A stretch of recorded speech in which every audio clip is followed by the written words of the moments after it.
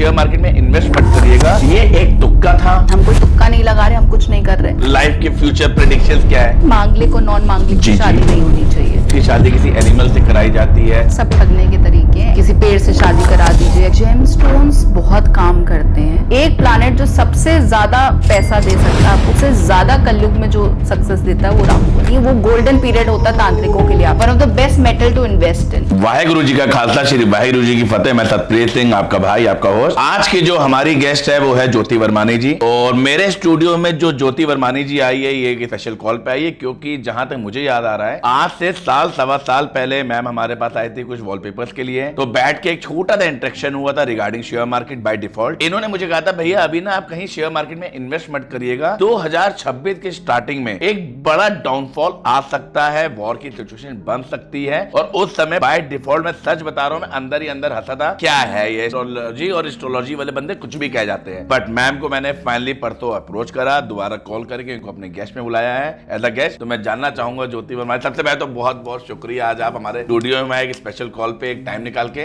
तो पहले प्लीज अपने बारे में हमारी ऑडियंस को कुछ बताएं। Astrology is my love.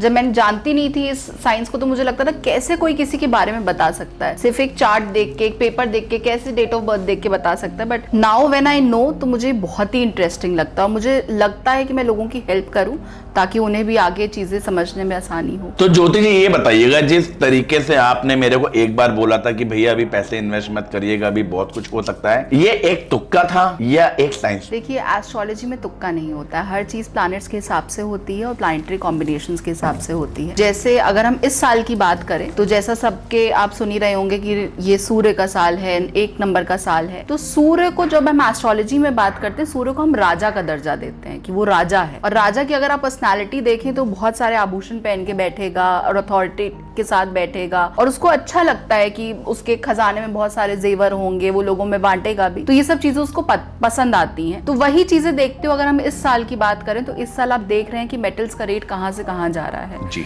सोना चांदी का रेट कहां से कहां जा रहा है, चीजें बढ़ रही हैं। तो ये हम उसी के हिसाब से प्रिडिक्ट करते हैं। हम कोई तुक्का नहीं लगा रहे, हम कुछ नहीं कर रहे। हमें क्लास 6-7 की ज्योग्राफी में पढ़ा दिया जाता है कि जब मून की पोजीशन चेंज होती है तो समुद्र में हाई टाइड्स और लो टाइड्स आती हैं। अगर मून की पोजीशन से वो पानी इफेक्ट हो रहा है, तो हमारी बॉडी भी तो 70% पानी है, वो क्यों इफेक्ट नहीं होगी? इफेक्ट उसमें भी आएगा। तो ये अगर हम साइंस में बताएं तो आप ज्योग्राफी कह सकते हो, अगर हम इसमें बताएं तो आप एस्ट्रोलॉजी कह सकते हो। है चीजें वही। जैसे बोला जाता है ना, गीता कहती है कि आत्मा कभी जन्म नहीं लेती, मरती नहीं है, सिर्फ एक शरीर से दूसरे शरीर जाती है। तो फिजिक्स भी वही कह रही है, energy can neither be created nor can be destroyed, can only be transferred from one form to another. तो ये तरीका है, परसेप्शन डिफरेंट है देखने का, चीजें वही सेम है। तो एस्ट्रोलॉजी क्या किसी के जीवन का डिसीजन मेकिंग पावर उसके पास होती है कि किसी का हाथ देख के, या टैरो कार्ड रीडर भी जैसा आपने मुझे बताया आप हो, तो क्या वो चीजें देख के किसी के जीवन का फैसला किया जा सकता है कि क्या सही है क्या नहीं है, शादी की उम्र क्या है क्या नहीं है, अभी करनी चाहिए नहीं करनी चाहिए, बंदे को बिजनेस करना चाहिए या जॉब करनी चाहिए,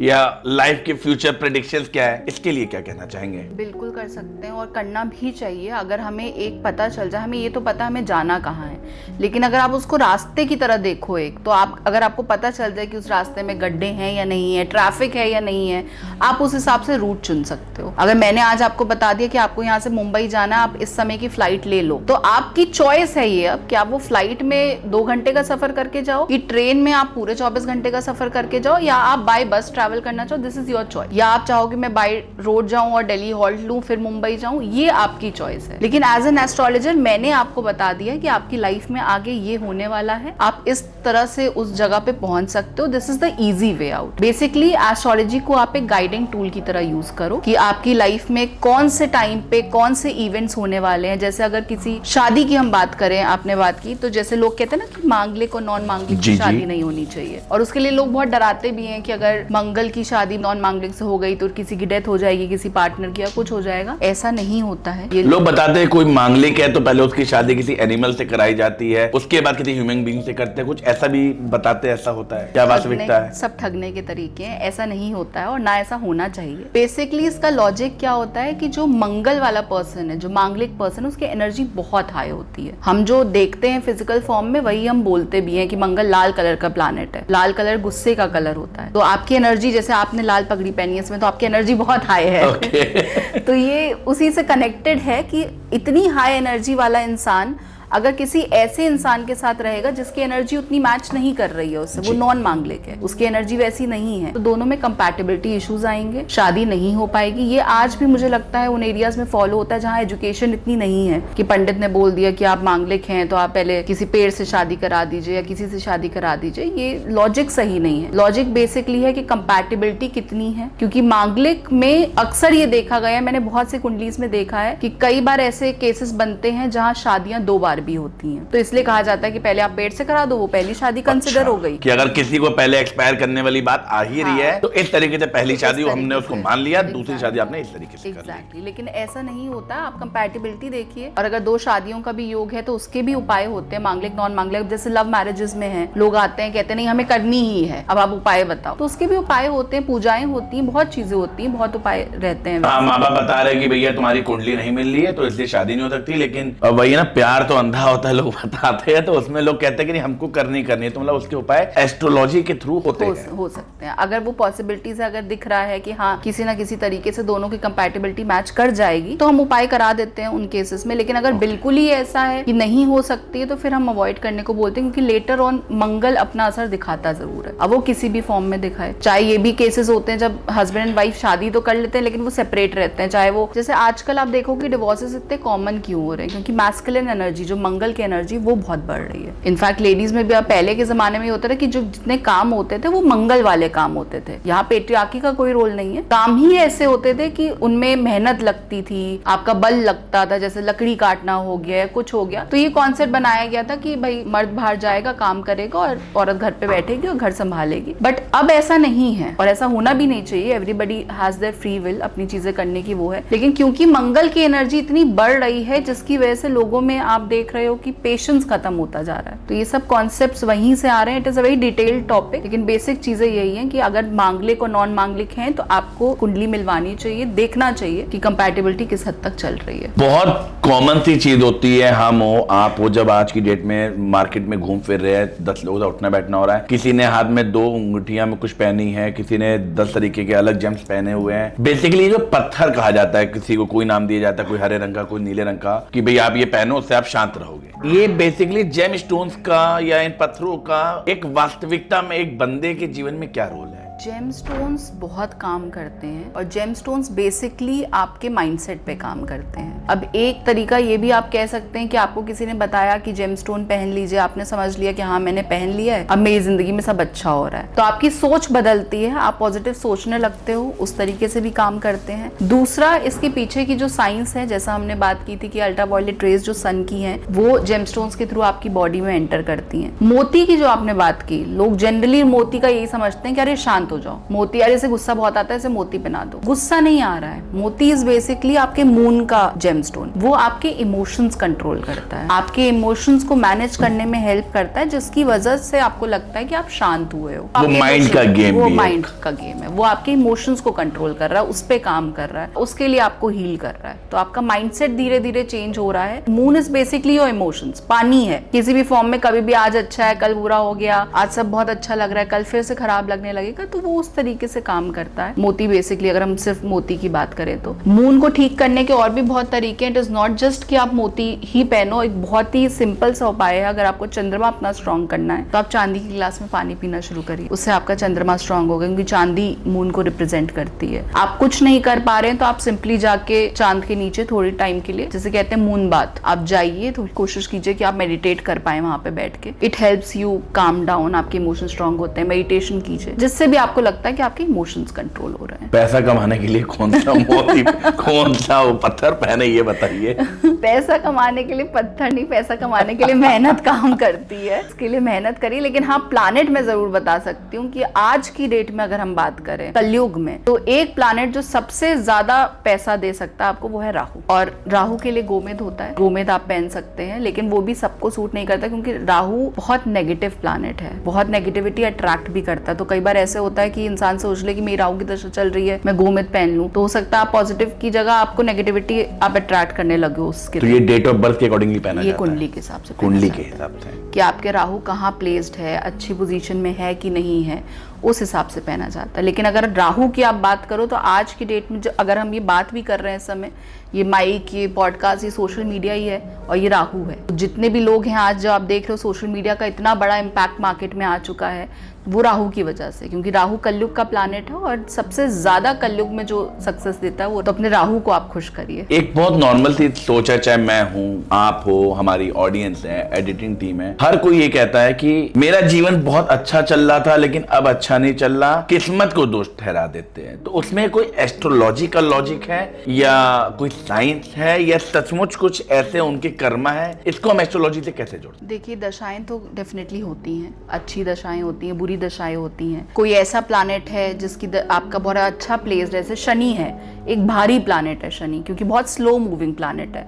तो शनि की दशा में आपने अक्सर लोगों को कहते हुए सुना होगा कि अरे हर चीज़ डिले ही हो रही है, बहुत मुश्किल से मिलती है, मेहनत ज़्यादा करता हूँ, फल कम आता है उस चीज़ का।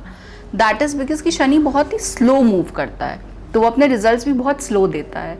अगर शनि अच्छा प्लेस्ड है आपकी कुंडली में, अगर आप मेहनत कर रहे हो, कर्मा कर रहे हो, क्योंकि शनि को जज बोला गया है एस्ट्रोलॉजी में, वो जज की तरह काम करता है। जैसे कोर्ट में अगर कोई क्रिमिनल आया है, अगर साबित हो गया कि उसने क्राइम किया है तो उस हिसाब से सजा मिलेगी। दैट इज शनि, कि अगर आपने कर्म अच्छे किए हैं तो शनि उस हिसाब से आपको फल देते हैं, अगर आपने कर्म अच्छे नहीं किए तो शनि उस हिसाब से फल देते हैं। तो इट डिपेंड्स, जैसे इसी को लेते हो होता है कि आपका मान लीजिए कोई अच्छा प्लैनेट नहीं चल रहा है, जैसे राहु की दशा चल रही है और मैंने देख लिया आपकी कुंडली में कि राहु खत्म होने वाला और अब जुपिटर आ रहा है, जुपिटर आपका बहुत अच्छा है, आप मेरे पास आए, मैंने आपको बता दिया बस 1 साल और तुम्हारा टाइम तो बड़ा अच्छा चलने वाला है। अच्छा। आप 4 लोगों में जाके बोलेंगे अरे वो तो अंतर्यामी है, उनको कैसे पता चल गया, देखो 1 साल मेरा टाइम बदल गया। जैसे मैंने ही आज आपको बोला कि 1 साल पहले आपने पता नहीं मुझे किस थॉट से कहा था, कहीं भी पैसा भी शेयर मार्केट रिलेटेड इन्वेस्ट मत करना, अगर लेना हो तो सोना चांदी लेना। जहां तक मुझे आपके अल्फाज याद आ रहे हैं, आपने कम्युनिटीज वर्ड नहीं यूज करा था, आपने कहा सोने चांदी में इन्वेस्ट कर देना हो तो एक बार कर देना। और आज मैं यही देख रहा हूँ कि आपकी बात मतलब मुंह में सरस्वती आपके बैठी थी या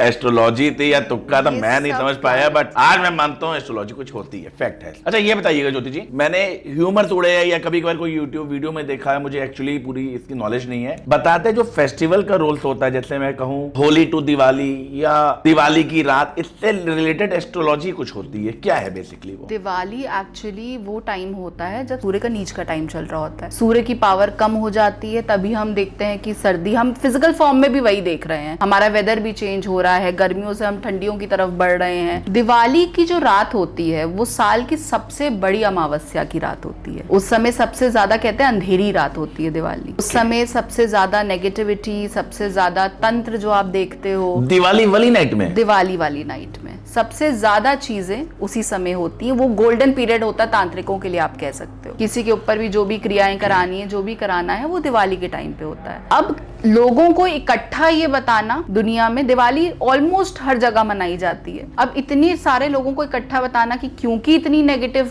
नाइट है, क्योंकि इतनी नेगेटिव चीजें हैं, तो आप प्लीज दिए जलाइए, आप लाइटनिंग लगाइए, लाइट्स लगाइए, घर में मुश्किल है कन्विंस करने के लिए। तो उसमें जो हमारी माइथोलॉजी काम करती है वो ये आती कि हम राम जी वापस आए थे, दिए जले थे, आप भी जलाइए, तो हम उसको सेलिब्रेट करते हैं अपनी माइथोलॉजी के साथ। और यही खूबसूरती है हमारे जो माइथोलॉजी है, हमारी जो हिस्ट्री है, उसकी यही खूबसूरती है कि हर चीज को हमने एक लॉजिक से जोड़ा है, हर चीज को हमने एक साइंस से जोड़ा है, जो हमारे एंसेस्टर्स को सारी नॉलेज थी जो हमें नहीं पता है। तो दिवाली का वो टाइम होता है, सेम टाइम होता होता है दिवाली से लेके होली तक का टाइम, आपने देखा है इस समय कोई अच्छे काम नहीं होते हैं। हाँ जी। जैसे हम कहते हैं तारा डूबना कहते हैं हम, या कुछ होता है तो हम मानते हैं कि वहाँ पे अच्छे काम नहीं होंगे। होली के आसपास जैसे हम होलाष्टक कहते हैं, ये जो दिन होते हैं कुछ दिन, ये बहुत ही नेगेटिव डेज होते हैं। इसमें बोला जाता है कि बाहर मत निकलिए, ये मत करिए, चौराहा मत लांघिए। उसके पीछे रीजंस हैं, क्योंकि इन दिनों में बहुत सारी क्रियाएं लोग कर रहे होते हैं जो हम नहीं चाहते कि आपको असर करें या वो हो, लेकिन सबको कलेक्टिवली ये बताना मुश्किल है, समझाना मुश्किल है, क्योंकि लोग क्वेश्चन करते हैं अरे ऐसे कैसे, ये क्यों हो जाएगा। तो हमने उसको एक माइथोलॉजिकल रूप दिया है और सारी चीजें उस हिसाब से बताने की कोशिश की। आपने जिस तरीके से मेरे को आज से कुछ टाइम पहले गाइडेंस दी थी रिगार्डिंग इन्वेस्टमेंट, और मैंने शायद फॉलो किया थोड़ा बहुत। कॉफी विद सरदार जी की ऑडियंस के लिए आप एक इन्वेस्टमेंट पॉइंट ऑफ व्यू से एस्ट्रोलॉजी को जोड़ते हुए आप क्या सजेस्ट? अब मैं फिर जैसे हमने बात की अभी कि ऑर्नामेंट्स के बारे में, राजा के बारे में, तो मैं फिर यही बोलूंगी कि this is the best time. अगर आप स्टॉक मार्केट में भी इन्वेस्ट करना चाहते हो तो थोड़े टाइम के लिए आपको दिख सकता है कि क्रैश हो, लेकिन उसके बाद मार्केट बहुत अच्छी बूम करेगी। अगेन गोल्ड और सिल्वर में प्लीज इन्वेस्ट करिए, बहुत अच्छा टाइम है। इनमें मेटल्स में अगर आप इन्वेस्ट करते हैं, कॉपर आज से आने वाले कुछ टाइम में आप देखोगे कितने व्हीकल्स में कॉपर यूज हो रहा है, तो it is one of the best metal to invest in. तो इन सब चीजों में आप इन्वेस्ट करिए, और जो स्थितियां बन रही हैं देश में, देश विदेश में जो चीजें हो रही हैं, जो सिचुएशंस वॉर लाइक चल रही हैं, उनको देखते हुए मैं कहूंगी कि अपने पास सेविंग जरूर रखिए, लॉन्ग टर्म इन्वेस्टमेंट की सेविंग्स अपने पास जरूर रखिए कि अगर ऐसी कोई सिचुएशन आती है तो आपको प्रॉब्लम्स ना आए। कॉफी विद सरदार जी के बारे में 2 शब्द अगर आप कहना चाहे तो। मुझे मालूम है आपके पास टाइम की बहुत कमी है और आप मुझे पहले क्या क्या आया था, मैं मैक्सिमम 20 मिनट के लिए आऊंगी, तो थैंक यू सो मच पहले तो आने के लिए। जाते जाते मैं चाहूंगा लेकिन कॉफी विद सरदार जी के लिए 2 शब्द कहते हैं आप। मैं सबसे यही कहना चाहूंगी कि बहुत ही अच्छे होस्ट हैं शैम्पी भाई, he is a sir, wonderful host and बहुत ही अच्छा प्लेटफॉर्म है। अगर आपको भी यहाँ आना है, आपका कोई ब्रांड है, आपको एक प्लेटफॉर्म चाहिए जहाँ आप बूस्ट अप करना चाहते हो अपने ब्रांड को, तो आई वुड से कि ये बहुत ही अच्छा प्लेटफॉर्म है आपके लिए। अगर आप यहाँ आते हैं तो आपको एक बहुत ही बेहतरीन होस्ट के साथ पहले तो बातचीत करने का मौका मिलेगा, and on this platform I think it is going to be very good for you. Thank you so much ma'am for coming. Thank you so much.